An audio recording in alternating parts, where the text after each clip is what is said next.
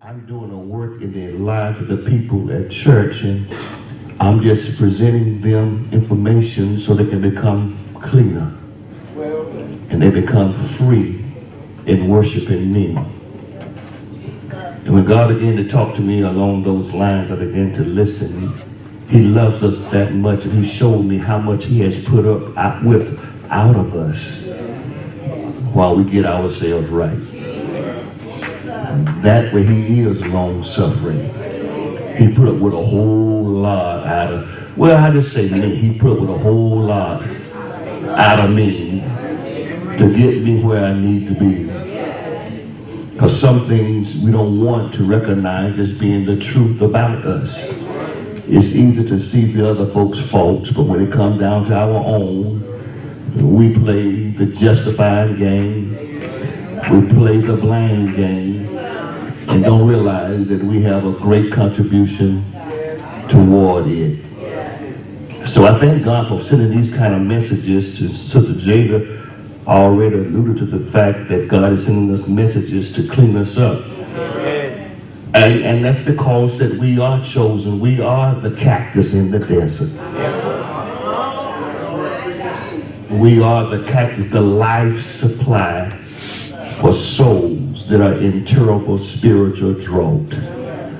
And it's a living water that dwells inside us. And God wants us to be able to freely release what we possess so that others can be free like us. And listening to the Lord talk about the original sin, I started listening to him about his problem with Israel was idolatry.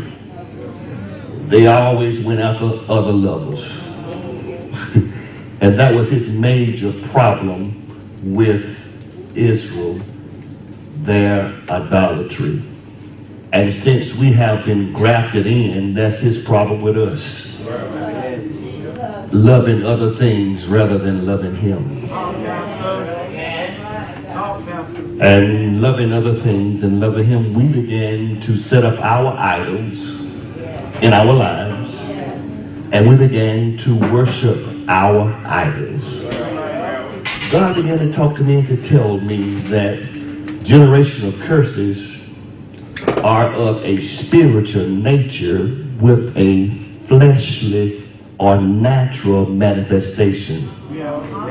Therefore, it's sometimes to recognize something as being a generational curse because it manifests in a fleshly means.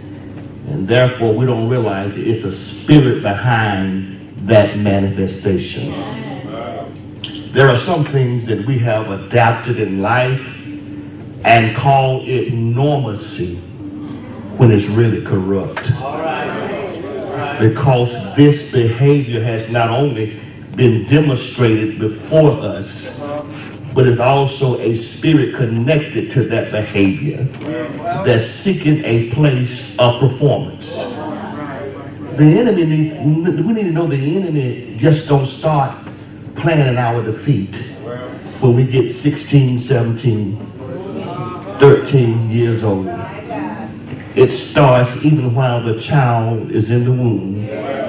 Who was that said, David, I was conceived in what? In my mother when I conceived, I can't think of how to say how it goes. It's Psalms 51, whatever it is. Then, that. Y'all know what I'm talking about. David even talked about how conception in the mother's womb, he was conceived in sin, shaped in iniquity. He was messed up before he came here. Because of influences that he were under even in the womb. And many of us were messed up when we came here because of influences that were upon us even before we were formed in the womb. So it lets me know that the devil even attacks the womb while we're in the womb, trying to gain access to our lives forever. We need to understand today that the devil's greatest work is in deceit and darkness. He doesn't let you know what's going on. He'll entice us to do stuff that seemingly